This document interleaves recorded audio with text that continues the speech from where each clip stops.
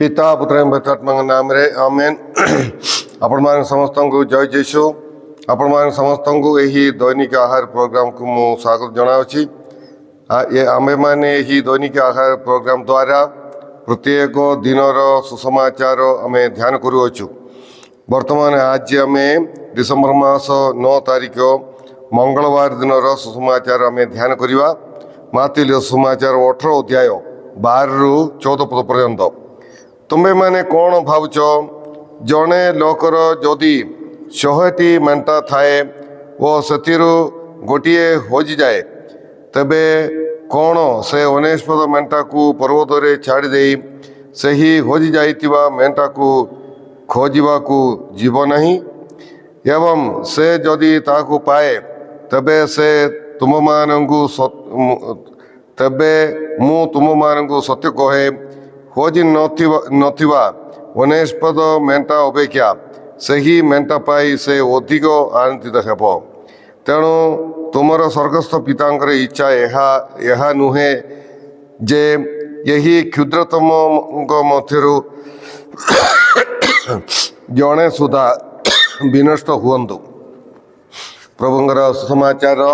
या प्रभु जीशु ख्रीष्ट तुमर प्रशंसा हो। कृष्णठारे मोर स्नेहर भाई भणी माने आज सुसमाचार माध्यम रे जीशु आंब मान को शिक्षा दियंती जे पिता परमेश्वर कहीं भी विनष्ट हुअन्तु बोली की इच्छा करना। प्रत्येक मनुष्य सारा मनुष्य जाति परित्राण पातु या हूँ पिता परमेश्वर इच्छा। ये विषय रे यही हजि जाइतिबा मेंटा हजि जाइकी फेरी पाउतिबा मेंटार यही उपमा माध्यम रे प्रभु जीशु ख्रीष्ट ताहा ही आंब मान को शिक्षा दौरान आउ कहीं विनष्ट न हवा पाई परमेश्वर तांकर ये माने कहीं विनष्ट न हवा पाएगा पिता परमेश्वर तांकर निजर पुत्र को यही जगत को पठे देले आम जाचु। जहन सुसमाचार 3 अध्याय 16 पदरे साधु जहन कहती ईश्वर जगत को एत प्रेम कले जे से निजर एकमात्र पुत्र को दान कले जेपरी जे कहीं तांगठारे विश्वास करे से विनष्ट हेब नहीं बरम अनंत जीवन लाभ करिवो। तेणु कहीं मत विनष्ट हुअन्तु बा नरकरे पड़न्तु यह परमेश्वर इच्छा नहीं। यह आम समस्ते जानिबार अछि। आउ परमेश्वर आंब मान को दंड देवाई जोगी रही जड़े ईश्वर नहीं बरम आंब मान को रक्षा करने आंब मान को साहाय्य करने रक्षा करने जोगी जड़े स्नेहमय बापा अनुकंपार बापा क्षमार बापा आंब मान को पापी मान को खोजी स्नेह कर खोजुवा जड़े बापा होती ईश्वर। यह आम समस्ते मन रखा। आउ माने परमेश्वर प्रेम एते जे से कौन कहते खोजी नथिबा 19 को से पर्वत रे छाड़ी दउछंती ता माने से जनक पाई रिस्क न होछि से 19 को से छाड़ी दे कि से होजी जाइतिवा मेंटार पचरे जाउछि। तेणुकरी पापी को ईश्वर केते गुरुत्व दौरान से 19 को छाड़ी देकी रिस्क रे छाड़ी देकी से पहाड़ पर्वत ऊपर को तांको सही होजी जाइतिवा मेंटा को बा पापी को खोजिवा पाई से जाउछंती। आउ जतबेले से पाउछंती से 19 होजी नथिवा मेंटा टारू से होजी की पाइबा मेंटा पाई से आनंदित हुअन्ती। देखो पापी जतबेले मन परिवर्तन करी ईश्वर पाख को फेरी आसुचंदी ईश्वर आनंदित हुअन्ती। केते सुंदर शिक्षा एवं केते आमर ईश्वर केते दयालु केते करुणामय पापी मान पाई केते चिंतित आमर मन परिवर्तन पाई से केते इच्छा करचंदी एतिरु आमे जानि पारिचु। तेणुकरी प्रिय भाई भणी माने आम्भे माने ही आगमन काल रे आमे ईश्वर पाख को फेरी आसवा आमे मन परिवर्तन करिवा। आउ मन परिवर्तन करथिबा पापी पाई ईश्वर प्रेम केते गभीर एटा आम जानियार अछि। आमे तेणुक आम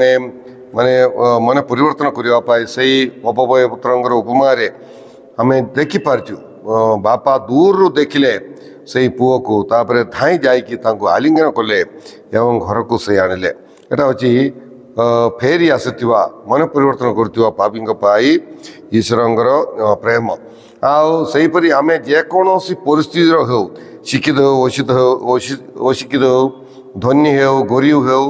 चाकरी थिवा लोक हो बेकार थिवा लोक हो ईश्वरंर आगे आम समस्ते समान अच्छी आम ईश्वर आम ईश्वर आम समस्ते तांकर प्रिय पात्र आम सेटा जानिबार अच्छी ईश्वर पक्षपात करती ना ईश्वर आगे आम समस्ते माने समान आउ तेणुक से तांकर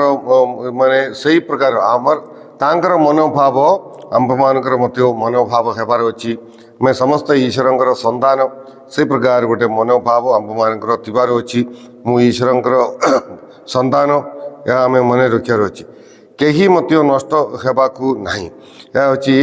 क्या छोट बोलिकी देखा ना आम से जो लोक पाप कर तेणुक से छोट से पाप करना से बड़ ये प्रकार किसी ना तेणुक ईश्वर आगे समस्ते समान बोलिकी आम अन्य मान को छोट बोलिकी भाविकी आम समान को क्षति करवा ये सबू माने छोट बोलिकी देखा नहीं एवं क्या क्षति करने को नहीं तेणु पिता परमेश्वर समस्त को परित्राण इच्छा करती आम्भे माने मध्य समस्त परित्राण इच्छा करवा एवं समस्त को परित्राण को आने उत्तम नमूना अन्य मान को देवा धर्म शिक्षा आम अन्य मान को देवा बाइबल पढ़ाई प्रार्थना करने योग्य जोग देवाई सबू अन्य मान को आम उत्साह देवा विशेष करी जो मैंने प्रार्थना करना जो मैंने पाप जीवन यापन कर से समस्त को आम उत्तम जीवन यापन करने आम उत्साह देवा आम सेपरी आमर व्यवहार द्वारा कहीं भी विनष्ट होगा ना प्रभु कहती तुम्हें यही क्षुद्रतम को तुम्हें मंद गोटे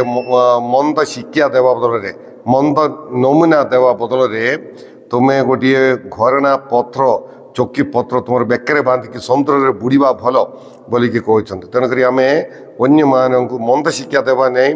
अन्य मान को ईश्वर ठार दूर करने को नहीं बरं अन्य मान को ईश्वर पाखक आने एवं से परित्राण पथ देखवाई आम समस्ते चेष्टा करवा आम प्रार्थना करवा हे प्रभु परमेश्वर आज ही सुंदर वाक्य द्वारा तुम वाक्य आंभ मान को प्रदान करते आम तुमको धन्यवाद देचु हे प्रभु आंभे माने समस्ते पाप करियछु किंतु तुम्हें आंभ मान को ऊपर दया करने तुम्हें प्रस्तुत अच्छो हे प्रभु तुम स्नेह प्रभु को मन पकईकि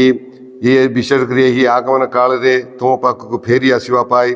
पाप परित्याग करी पवित्र जीवन यापन करी परित्राण पाइबापी आंभ मान को साहाय्य कर हे प्रभु अन्य मान को मंद शिक्षा मंद नमूना न देवाई अन्य मान को तुम ठार दूर न करने बरं अन्य मान को तुम पाखक आने आंभ मान को साहाय्य कर हे प्रभु ये प्रोग्राम देखुवा समस्त को प्रचुर भाव में आशीर्वाद प्रदान कर हे प्रभु तुम्हें कहीच मोर वाक्य द्वारा तुम्हें पवित्र होइछ आंभ मान के वाक्य द्वारा पवित्र कर प्रभु ये सब प्रार्थना आम करुच तुम जीशु ख्रीष्ट मध्यस्थारे आमेन सर्वशक्तिमान परमेश्वर पिता व पुत्र एवं पवित्रात्मा आपण समस्त को आशीर्वाद प्रदान करंतु आमेन आपण समस्त को जय जीशु।